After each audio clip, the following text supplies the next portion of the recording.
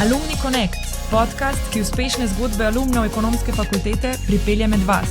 Ne zamudi in se pokonektaj z nami.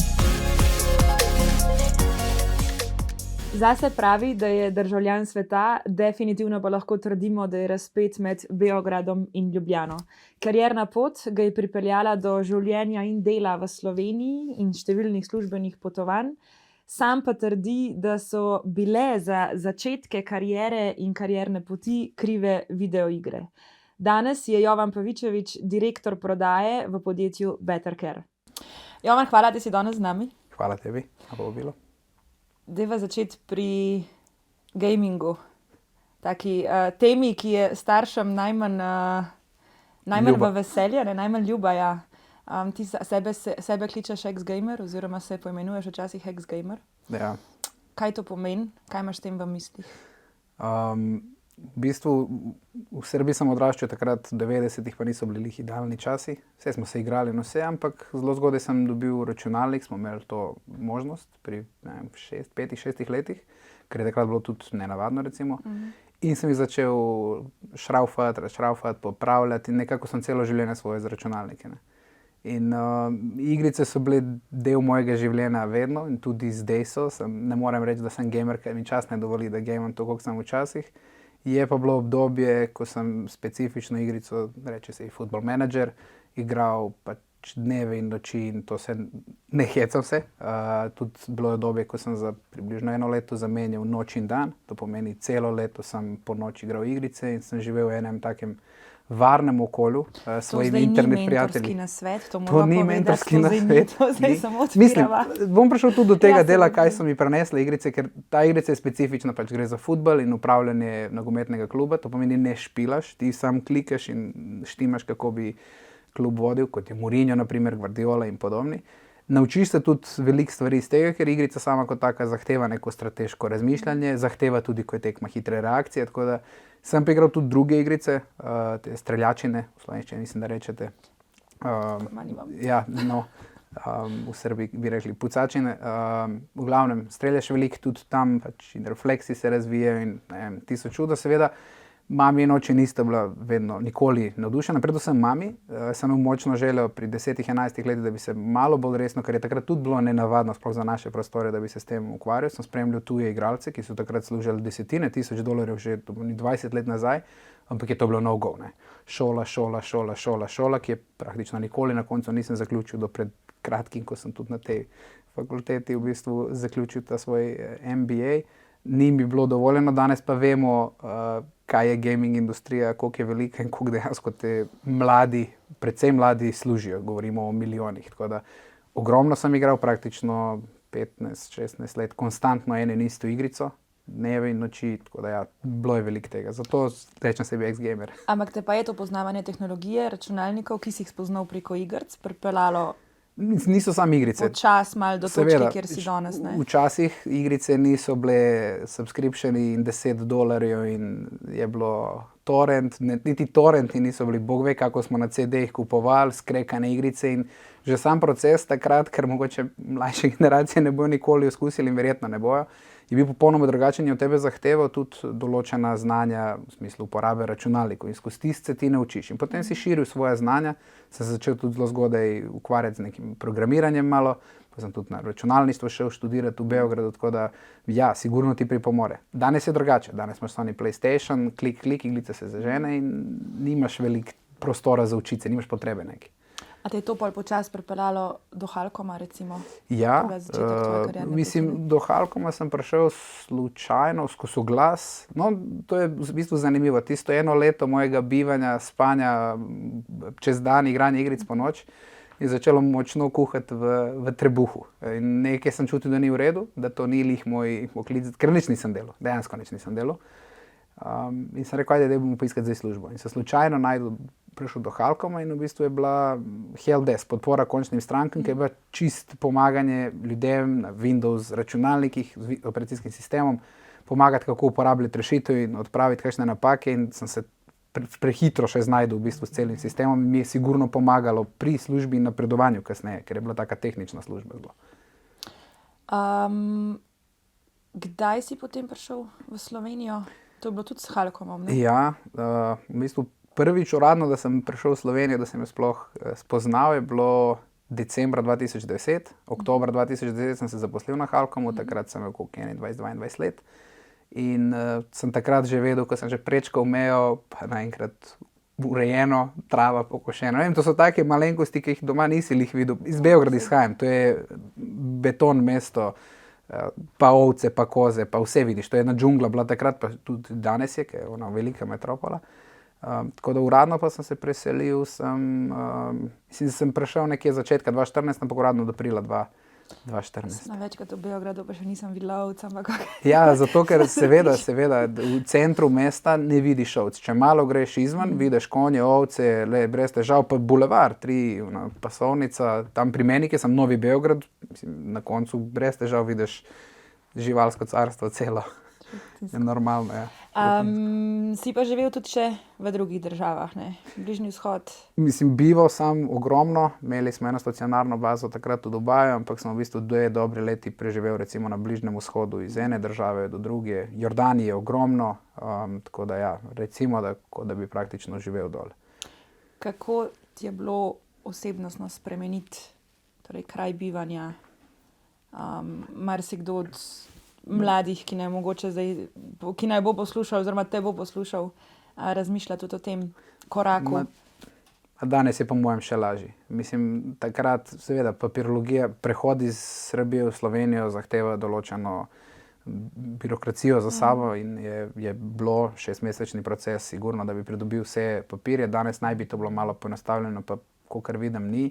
Jaz vsakemu mlademu priporočam, da to naredi, ne govorimo o Sloveniji, kjerkoli drugje, da greš. Mene je oče tako vzgojil, da v enem momentu bom sigurno šel ven iz Srbije in Slovenija se mi je zdela kot ena taka krasna država.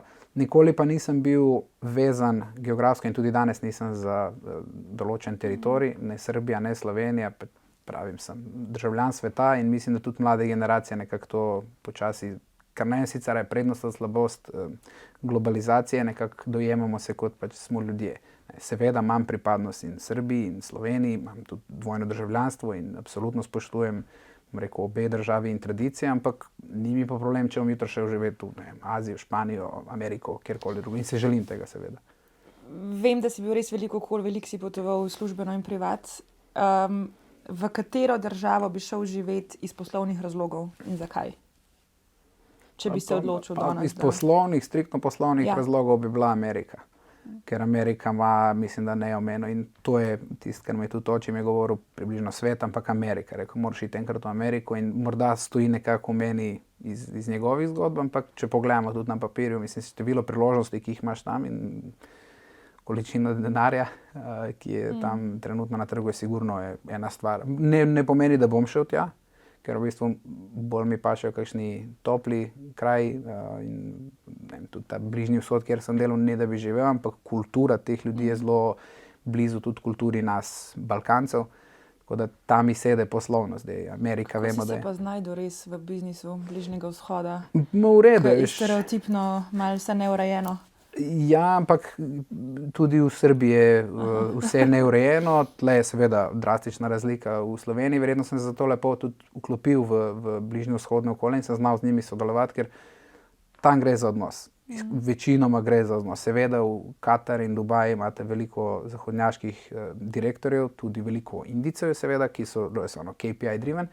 Če se pa pogovarjaš z lokalci, je seveda isto, kot da bi bil doma. Gremo mi v kafanu, tam se prvo naredi tak močen bonding in 80% posla, potem unih 20% pač financiraš v pisarni. In ta neurejenost, v bistvu en izmed izzivov, vem, da so nas skozi učitelj v Jordaniji, so govorili, vi Slovenci ste isti kot Nemci, ne, vse mora biti po Excelu, z Rusi se pa usedemo, pa se pač dogovorimo, da se naredi. Tako da sem nekako bil verjetno vez med slovenskimi menedžmenti in zahtevami in mindsetom in njihovim tako kulturo in je v redu je bilo. Mislim, sem z veseljem grem dol, ne vem, če bi pa preživel dol. Mi ne vlečem dolgo. Danes si na Better Care, direktor prodaje. Ja. V katerih državah si danes največ prisoten? Trenutno je največ Španija, tam pač polagamo največje tudi upe. Torej, imam 13 držav trenutno, mislim, da 13 pač moj tim pokriva. Španija je definitivno največja investicija, Nordics zelo velik, tam tudi imamo sicer že established partnerje, s katerimi ustvarjamo revenue, pa še par malo bolj južnih projektov, katerih ne morem še deliti, ampak Španija je sigurno država, na katero ciljamo, ker veliko sprememb se dogaja v sami državi, to je 17 držav znotraj države, 17 regije in veliko priložnosti tu za nas. Kultura nam pa še, špansko se malo učim, počasi se moram naučiti. Dobre stvari je, da oni govorijo angleško, ker kakšne države v Evropi so res tema tudi z angleščino, ker bi pričakoval, da je nekako must. Tako da se ujamemo dobro, bom rekel, in tehnološko, in kulturološko, in privat. Tako, mislim, lepa država. Pred obdobjem korone vem, da si ful potoval, ne? In kad si rekel, da skoraj da ne živiš v kufru, v kavčku in na letališčih. Pa se je to ustavilo, kako je zdaj? Zdaj se vrača nazaj. Zdaj približno skoraj enkrat, dvakrat na mesec počasi. Takrat v najhujših časih sem bil 2 do 3 tedna na primer zunaj. Mislim, najhujših, meni najboljših. Zdaj smo tako enkrat do 2krat na mesec. No, se to je, kako dojemaš te službene poti, usklajevanje z privatnim življenjem, službenimi obveznostmi, pisarno? Viš, ko si ti v prodaji, načeloma nisi vezan, sploh v mednarodni, nisi vezan na lokacijo. Ne razumem pa, če nekdo prodaja na določenem teritoriju in v delovniku od 9 do 5, seveda pač boš večinoma tle. Jaz imam kliente od Nove Zelandije, Avstralije, smo imeli Filipine, pa vse čez Evropo, do Brazilije. Tako da praktično pokrijemo vse time zone. Tako da moj sestanek je lahko ob 6 zjutraj, 7 zjutraj, lahko je ob polnoči, lahko je ob 1 zjutraj, se zgodi. Tako da v bistvu službo nesem skozi sabo, pač rabim telefon, in laptop in to je to. Tako da ni nek problem. Tudi to usklajevanje privat in služba, jaz nimam problem, mislim, uživam v službi. Vedno sem užival v svojem delu in vedno sem izbiral firme, kjer bom imel in vodje, in lastnike in vizije podjetja, da je kultura taka, da mi paše, da bi se dobro počutil in samo delo mi je vedno ustrezalo nekako, sem si ga lahko izbral. Tako da, ko so dopusti tudi, ko spijo vsi, če ostanem zgodaj, oddelam par ur, ne rečem, da je to bo vsem ustrezalo, meni ustreza, oddelam in nimam problema s tem. Tako da klasičnega dopusta kot takega izklop, ko rečem, moraš se izklopiti, jaz nimam tega občutka, da se moram izklopiti, ker ne čutim, da mi proizvaja stres. Marsikdo bo rekel, da se motim, se strinjam, morda, ampak dejansko se dobro počutim v tem in tega privat life, business life, delitve striktne nimam in nimam potrebe za tem. Prepletaš skozi oboje. Skozi prepletaš tako oboje. In tudi partnerji so moji prijatelji in stranke so moji prijatelji. Mislim, se meša se vse nekako. Tako da. Kaj pa ti predstavlja izziv službeno, trenutno recimo, če ti kaj? Kako skalati krat 10 vsako leto, mislim, čim več. V bistvu, mi smo na eni taki prelomni točki zdaj, ker pričakujemo en močan scale in v bistvu zdaj je treba je speljati seveda to. In recimo, da smo osvojili eno kritično maso ljudi na trgu, ki razumejo, gremo na malo drugačen način, dostopamo do zdravstva recimo. Kako dojemamo, da bi se software v zdravstvu mogel razvijati. In smo rabili nekaj časa, predvsem naš direktor, da bi malo zavestil splošen, globalno ljudi, da what you're doing, it's not all right. Tako da zdaj imamo kritično maso posameznikov, ki tudi to govorijo in podjetij in strank, nisem imel večkrat 100 strank zdaj, ampak vemo, koliko je bolnic na svetu in držav. Tako da v bistvu zdaj nam je največji izziv in delamo na tem, kako priti do čim večjega števila ljudi in jih v čim krajšem roku prepričati in ozavestiti, da what you were doing is wrong, look how they did it and it's good for them. Tako da to, ja, in seveda denar je posledica tega, ampak čim več razširiti to je. Scalability. Ja, scalati seveda. Koliko je bil velik tim, ko si se pridružil Better Care, tvoj tim, pa koliko je velik zdaj? Ja, jaz sem takrat prišel, v bistvu, to je zanimivo, nekako z vsemi svojimi vodji v prejšnjih podjetjih. Mislim, na Betru je še posebno zanimivo. Takrat smo bili del ene večje skupine in ko sva se spoznala z direktorjem, z Tomažem, on mi je predstavil malo podjetje, mi je bilo ful zanimivo, kaj delajo, je bilo zelo jasno, kaj delajo, kaj delamo še vedno. Pa sem se sedel s Rolandom, direktorjem prodaje in tako nisva točno vedela, kaj bom delal, ampak sva si bila ful všeč, imel sem nekaj znanja, da sem se usedel z ekipo, ki razvije, ker imam pač nek IT background in sem se učil z njimi. In počasi sem pošel v pre-sales, v business development in pol smo pač se nekako združili, v neko širšo ekipo, pa smo zdaj naredili te market unit enote, tako da imamo UK office, imamo German office in jaz sem odgovoren za rest of the world. Tako da smo zdaj v ekipi, core team je 3, razširjena ekipa je 8 do 10 ljudi, recimo, s katerimi redno komuniciramo, ki so na trgu. Kako jih vodiš, oziroma a bi rekel, da jih vodiš, ali kakšen imaš odnos? To moraš njih vprašati, ampak ja, bi rekel, da jih vodim. Jaz ne vem, je to pravi način, probam ustvariti dobro okolje, da se pač lepo počutimo. Vprašala, ja, ker humor je del mene. Razumem, ja. Vsi, ki me poznajo, vejo, da se tudi napovprečno zdaj probam zmanjšati, hecam in zabavam in probam ustvariti eno dobro okolje. Probam delati z ljudmi, vem, kako so mene učili kasneje, tako da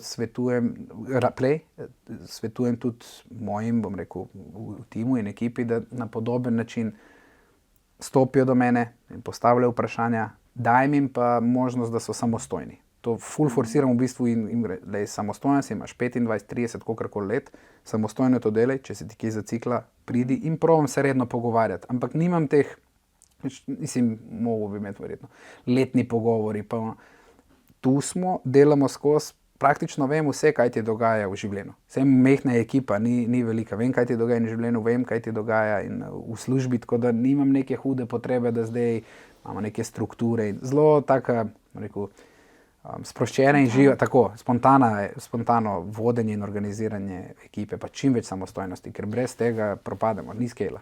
Pa razmišljaš kaj o tem zavestno, kdaj je preveč samostojnosti, kdaj je premalo, kdaj, ker praviš, nimaš letnih razgovorov, pa kvartalnih, kdaj pa teh klicev mogoče preveč, Jovan, imam problem. V bistvu jih ni, veš, to je, če ti človeka opolnomočiš in ga naučiš, da enostavna stvar in to je, da vpraša, pa ne samo mene, ampak da nima strah vprašati koga drugega, si mu že naredil uslugo. Jaz sem to rekel in sem rekel, lej, v IT-u smo, Google it.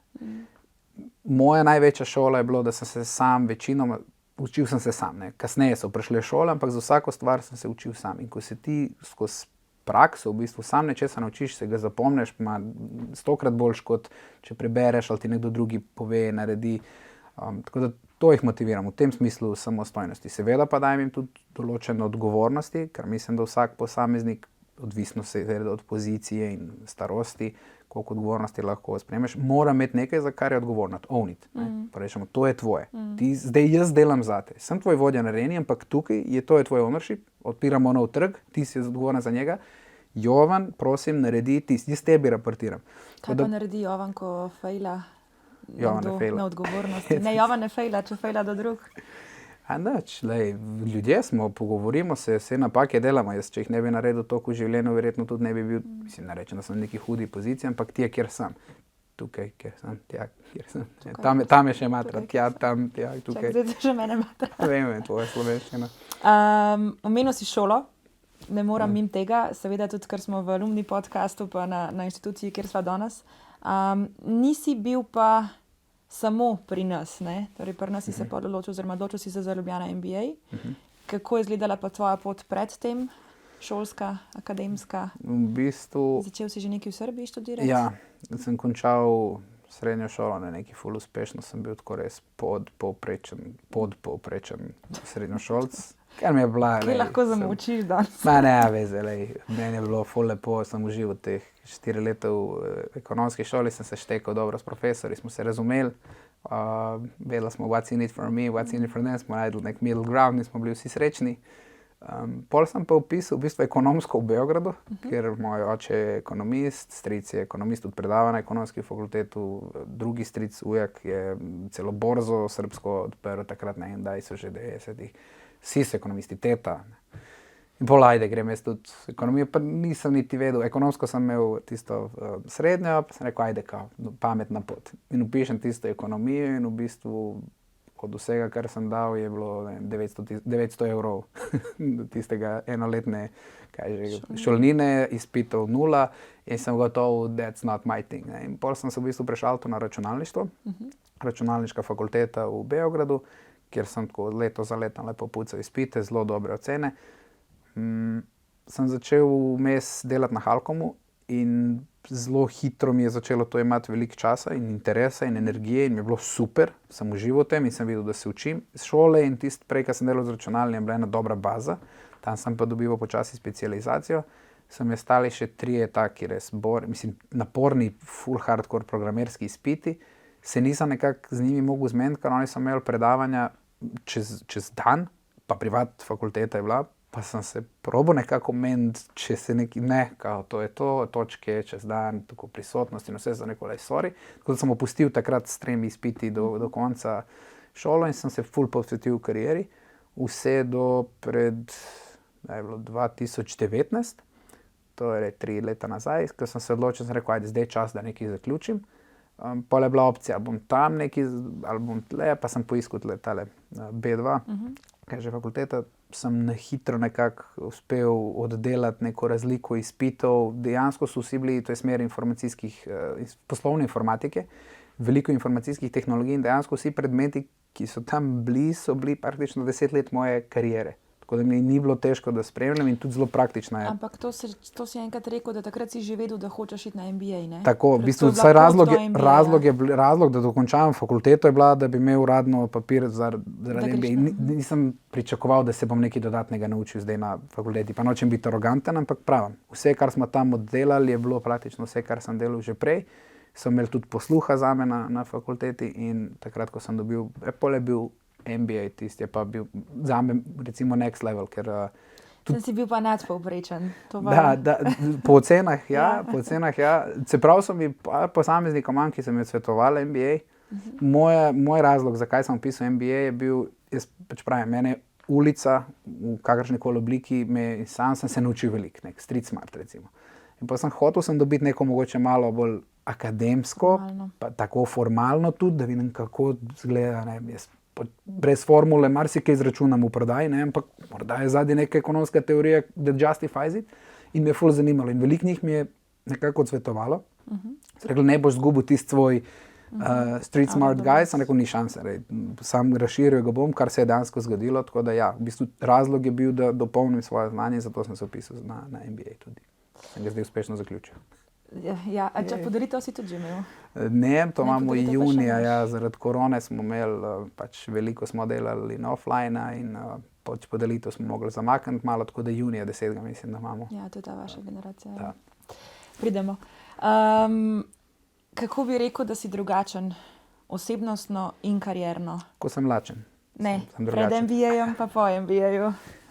Strukturo oziroma po neki tej formalni izobrazbi, ki si jo pridobil in ti dala nek strateški okvir, verjetno. Ne? Mislim, ja, recimo, ne vem, če bi rekel strateški, dala mi je strukturo. Okay. Torej, malo bolj strukturirano se lotevam stvari. Eno dozo resnosti mi je dalo, sigurno. Pa postavljam sebi vprašanja, ki jih nisem včasih znal postavljati pri odločanju. In to je meni, jaz rečem, ne znam jaz zdaj vseh formul tistih zapisati, kaj smo se učili ali pa računovodstvo. Razumem koncepte in vse. Ne to še povedati, ko diplome še nisi dobil, tako da. Imamo certifikat.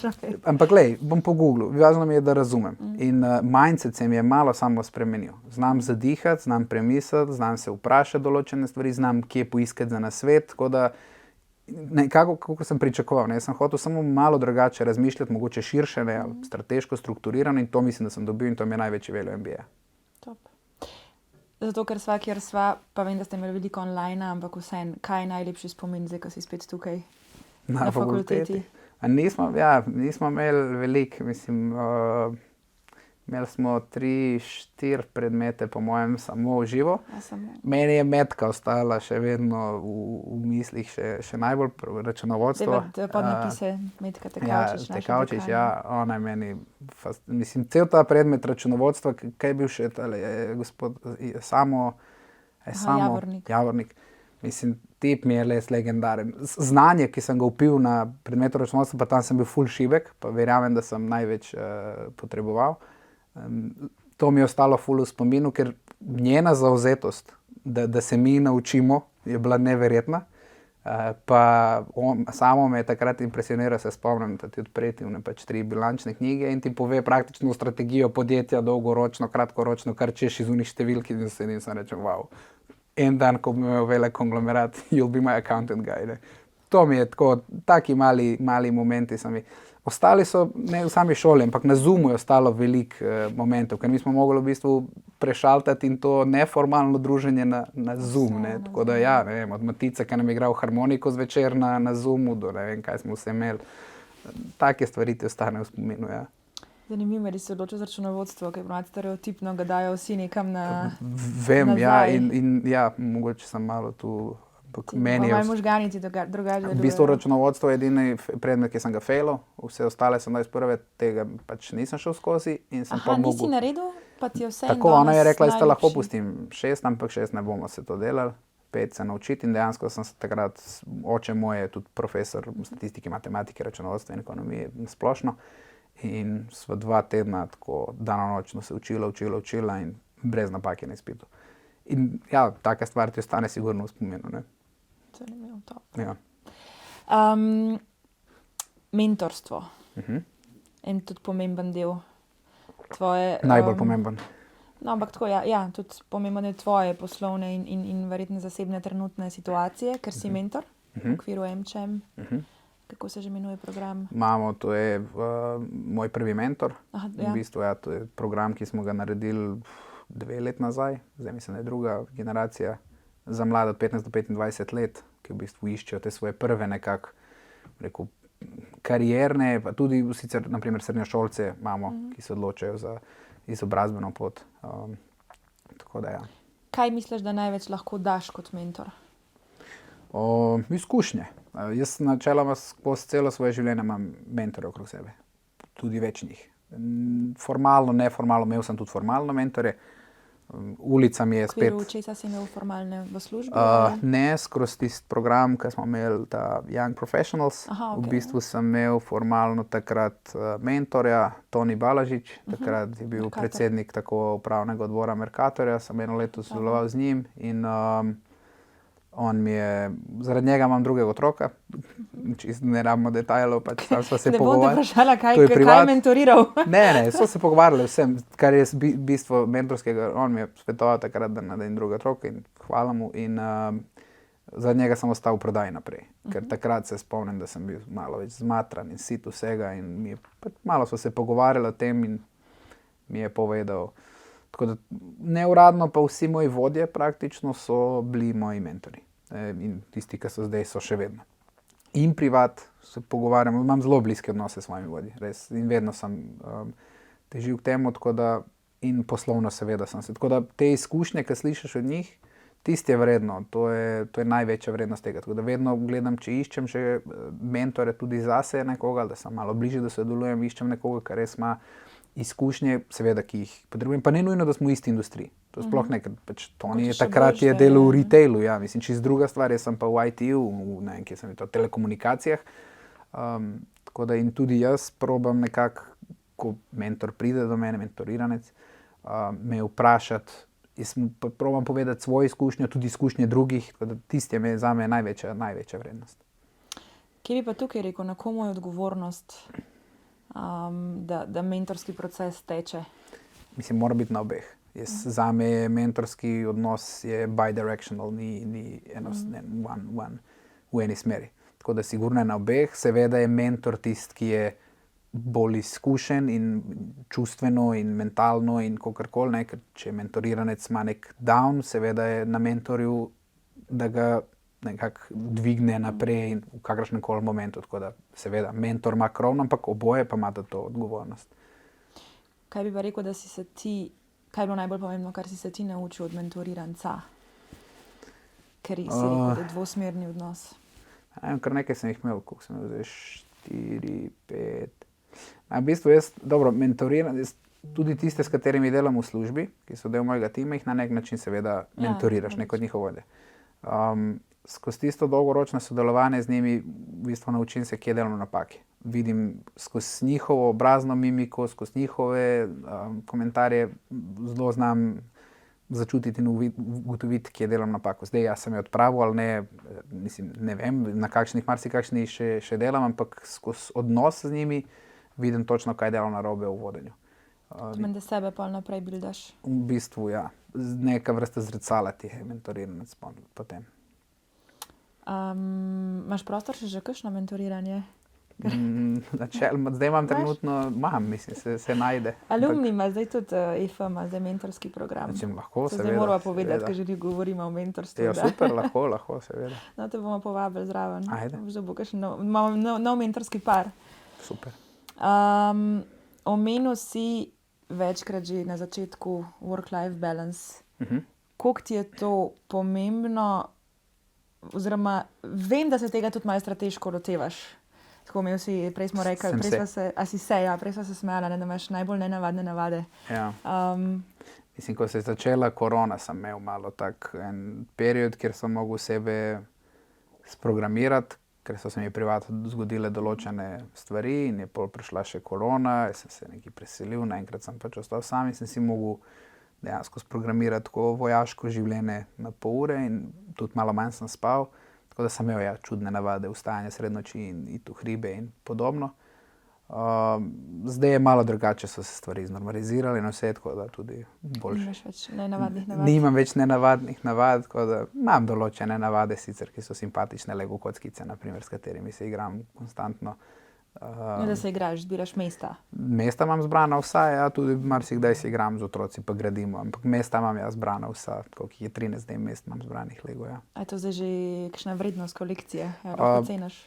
Ja, bi lahko ocenil, ampak načeloma ni na prodaj. No, se veš, koliko se prodaja, tako rabljene te stare mesta določena, se prodaja z določeno ceno na eBayu, Amazonu in ne vem, kje dobiš. In koliko je največkratnik, kar je? Ta mesta niso toliko, ta so ene, recimo, sicer gre do 5-kratnika, naprimer, svoje izhodišne cene, ampak to ni tako drago. Ta kolekcija je vredna verjetno 2 do 3 tisoč evrov. Najčas, koliko vem, da so pa neke kolekcije Lego tako grejo. So, seveda, imam prijateljev v Beogradu, enega od svojih internet prijateljev iz teh časov, pa še danes smo več internet prijatelji, se slišimo, on ima vse piratske ladje, naprimer Lego kocko od leta, ne vem, 89, mislim, da to je morje ladij. Piratski, one velike, to je, mislim, nekaj računov, tam 10 do 20 tisoč evrov je vredna kolekcija, sigurno. Vlagaš v kaj drugega?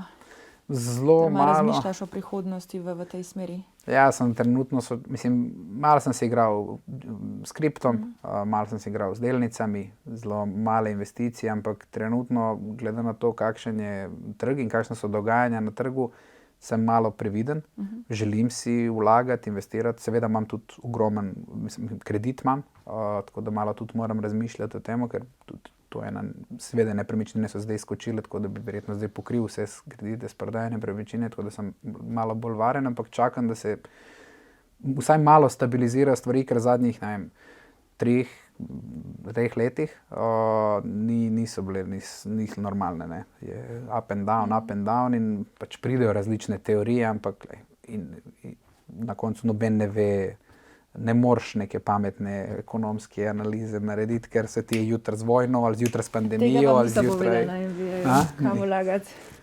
To smo spraševali ogromno, se spomnim in čakaj, kaj je bil že profesor, ki nam je to prav predal? Valentinčič. Ne, ni bil Aljoša, en drugi je bil, ki nam je prav rekel, portfolio morate razdeliti na 30% nepremičnine, 30% liquid, 40%, ne vem, kaj je rekel, tele commodities, ali ne, zlato pa.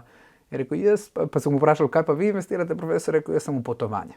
Je rekel, vse je šlo na potovanja in to je meni največja investicija in jaz približno sem takega mnenja. Razmišljam seveda dolgoročno, ampak probam uživati čim več se da, res, s tem, kar ustvarim, ker brez veze mi je, da delam sam, da bi, ne vem, ustvaril še več in več in več. Pač verjamem, da svet gre v smer, kjer bom vedno imel neko normalno delo, da si bom lahko privoščil normalno življenje in zato čim več izkoriščam, kolikor se da, pač te momente za uživanje. In potujem pa, to mi je zadnji največja. Kraj, kjer si bil? Zadnji kraj, kjer sem bil, zdaj sem ta vikend bil v Budimpešti, ja. Kaj pa eksotičen zadnji kraj, kjer si bil? Zdaj grem v Egipt v petek, ne vem sicer, koliko je to eksotično, grem v petek v Egipt za 2 tedna. Službeno ali privat? Da, po dolgem privat grem. Zdaj sem v Španiji, sem veliko Barcelona, predtem pa ne vem, koliko sem neki eksotično. Mislim, večinoma, kar smo hodili pred korono, je bila Jugovzhodna Azija. To je pa dobro, Bližnji vzhod poslovno. Tako da tam Jugovzhodno Azijo smo obiskali, ampak zdaj pa je bolj po Evropi nekako cirkuliran zadnje čase. Koliko kaj bereš? Ful. Ne. Kaj si na zadnje prebral? Priznam, zdaj zadnje čase pa ful malo berem. Ampak včasih si ful, a nisi bral? Včasih sem ful, zdaj v bistvu mi berem zaradi službe, ogromno stvari vezanih za službo in se učim o sami industriji, ampak knjigo, dobil sem lih od lastnika, sem dobil za nov let knjigo od Simona Sineka Infinity Game, ali Infinite Game. To moram prebrati, mi stoji tam in tako da ta je verjetno naslednja, ki jo bom prebral. Zadnja, ki sem prebral, mislim, da je celo, pa drugič, da sem jo prebral, je ta The Confession of the Fallen Angel, ki sem jo prebral prvič v srednji šoli, kjer ti v bistvu hudič pripoveduje skozi knjigo in te provocira na nek način, ti govori o vsem, kar nam je nastavil kot pas današnje družbe in se mi temu ne moremo upreti, od telefonov do hrane in vsega, in ti on dejansko ti govori, ko te provocira, da nehaš, a v bistvu vidiš, da ne moreš nehati, tako da sem je, mislim, da 2 let nazaj, lani sem prebral 2 nazadnje, spet v drugem jeziku še enkrat po 20 letih, da malo obnovim. Neverjetna knjiga, tako da priporočam tudi vsem. A si jo dojemal kako drugače po 20 letih? Možno, nisem o tem razmišljal. Je full straightforward knjiga, pač vprašanje je, vidiš, a se upreš temu lahko ali ne, in ene stvari sem pa dejansko, ko sem prebral knjigo, spet malo sem probal opustiti, pa ne vem. Ampak ti si se upiral že temu, ne? Ti si socialna omrežja nekaj časa Se tudi zdaj imam sam Instagram načeloma, drugih nimam. Instagram sem vrnil, tudi da delim slike z širšo skupnostjo v Srbiji malo. Storijo ta vikend je bilo veliko. Z mojih ni, jaz sem malo. Se strinjam, da ga veliko uporabljam, imam samo WhatsApp, imam Instagram, vse ostale, ne vem, Facebook sem že 2011 obrisal, naprimer, Instagram sem brisal, pa sem se vrnil nazaj, ni mi toliko naporen. A bi rekel, da lahko uporabljaš socialna omrežja na pozitiven način? Pa se LinkedIn uporabljamo na pozitiven način, načeloma, ker je poslovno. Zasnovan že recimo, da na pozitiven način. Čeprav ga kvarijo zdaj. Vidimo tako vsebino, mislim, rojstvo otroka in čestitki in ostalo, res, come on. Gre v vse druge teme tudi, ne? Ne vem, če kot družba lahko uporabljamo družbeno mrežo na normalen način. In hkrati tudi jaz kot posameznik ne vem, če se lahko... Mislim, se Instagram načeloma uporabljam za tisto, da delim pač slike in dogodki in tudi vseh. Sam vidiš tudi, izkorišča se tudi v druge namene in promocijo in eno vrsto dvojnega življenja. Tudi to pač opažamo verjetno ogromno tega, ne, kaj nam predstavljajo, kaj si predstavljamo posamezniki in kakšne slike dajemo in nek wow življenje. A v bistvu na drugi strani morda ni tako idealno, tako da ni lepo. Ampak če greva mogoče samo malo v to temo brandinga osebnega, ne, pa jaz si rekel, zaradi drugih malo nekaj moraš objaviti. Pa vem, da si tudi kar veliko po raznih združenjih, pa bil si na Top Potential, MCM, pa še danes v mentorstvu in tako naprej. Koliko je pa to pomembno, ja, da vzdržuješ tudi neko svojo podobo na socialnih omrežjih zaradi networka? A bi rekel, da ne? Mislim, jaz ga ne. Imam zelo omejeno število ljudi tudi na Instagramu, na LinkedInu seveda zaradi poslovnih namenov, ampak ni mislim, nobene take lastne promocije ne izvajam na LinkedInu.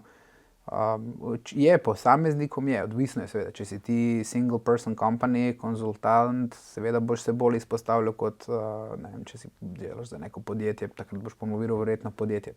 Zelo mešano je.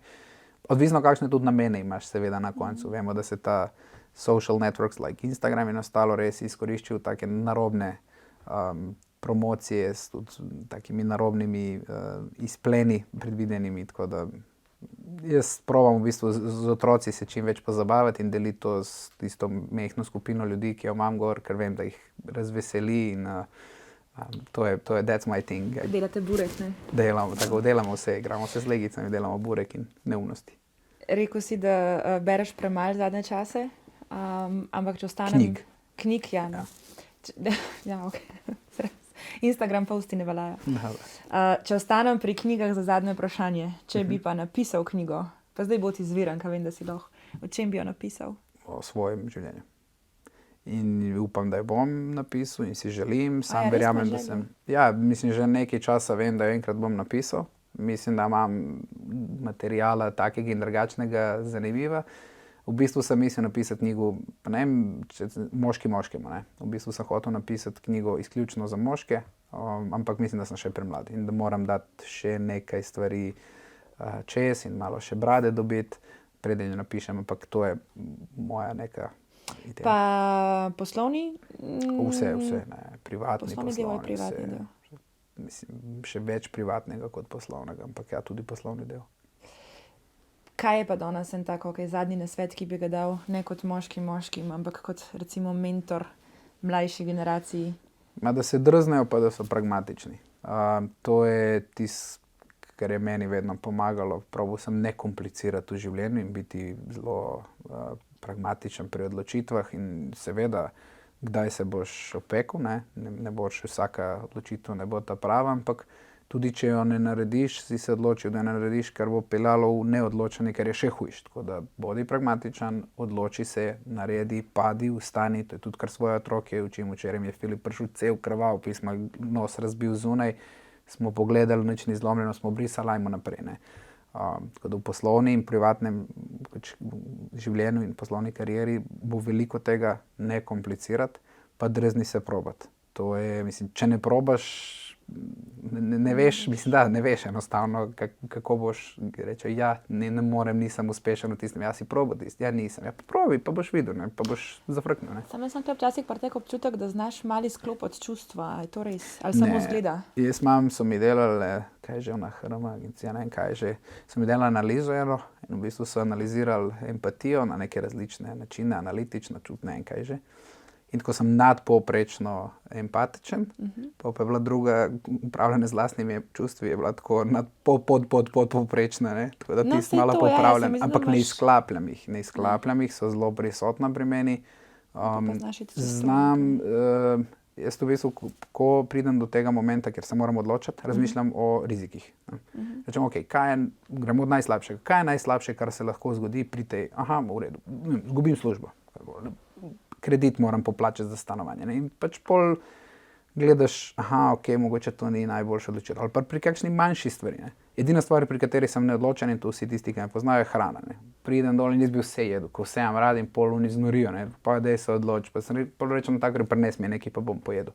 Ampak za take te kritične stvari, poslovne, privatne in vse, znam biti zelo odločen, zanaliziram zelo hitro. Če se pojavi kakšen strah, se ustavim, ga probam racionalizirati, razbiti na, v redu, to. In potem se odloči. Čustva so vedno prisotna.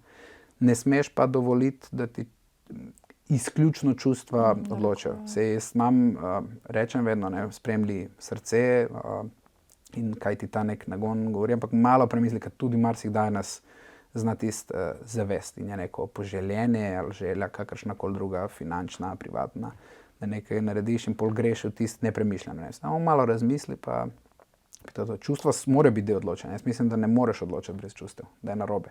Kako pa si robot. To pomeni, če je voda dovolj globoka, dovolj lepa, skočiš? Tudi definitivno, ne. Razen, če ni neka fata morgana, spodaj pa se noge razbiješ. To vedno skačemo na noge, boljš kaj na glavo. Hvala. Tudi to sem razbil. Ja, hvala tebi.